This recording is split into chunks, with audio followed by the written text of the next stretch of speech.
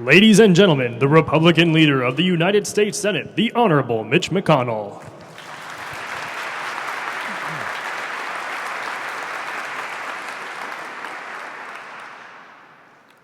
America, as we know, is a land of promise and opportunity. It's a conviction that unites all of us as Americans, and one we repeat quite often. But for too long in this country, that wasn't the case for a large segment of our population. And for nearly a century after the end of the Civil War, millions of African Americans continue to be systematically denied the most basic of American freedoms. A cancer of intolerance and injustice was allowed to metastasize while many with the power to stop it weren't looking or didn't want to. A pastor with a booming voice and a potent message helped change all of that. Through the power of his words and the force of his example, Dr. Martin Luther King Jr. made those who may have wanted to look away focus on what he once called the long night of racial injustice. He inspired a generation of young people to action. And he confronted the defenders of segregation head on, not with violence, but with reason, argument, and an unwavering confidence in the justness of his cause.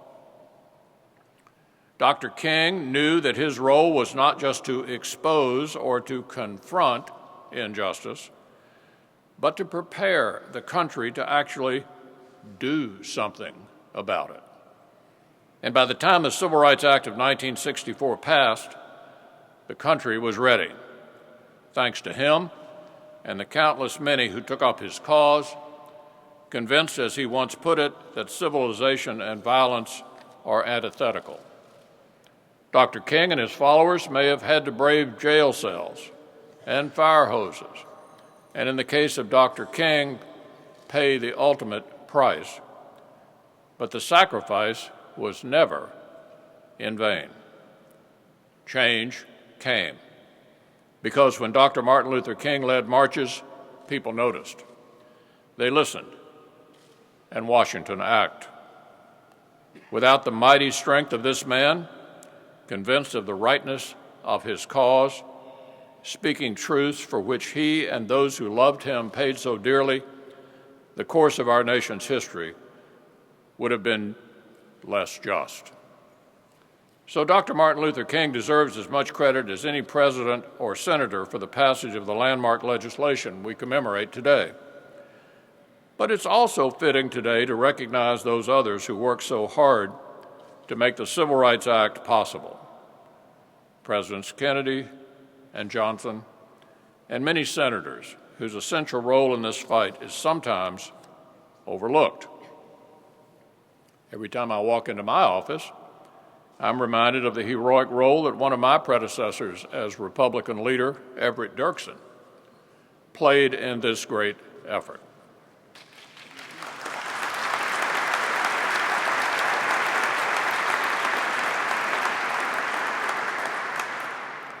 And his famous words when the votes were secured for passage.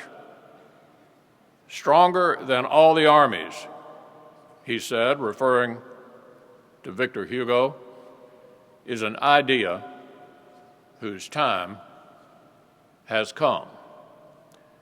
And the time has come for equality of opportunity and sharing in government, in education, and in employment, and it will not be stayed or denied.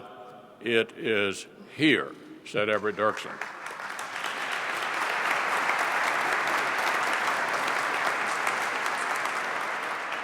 Near that portrait of Dirksen in my office hangs a portrait of my role model as a young man, John Sherman Cooper of Kentucky.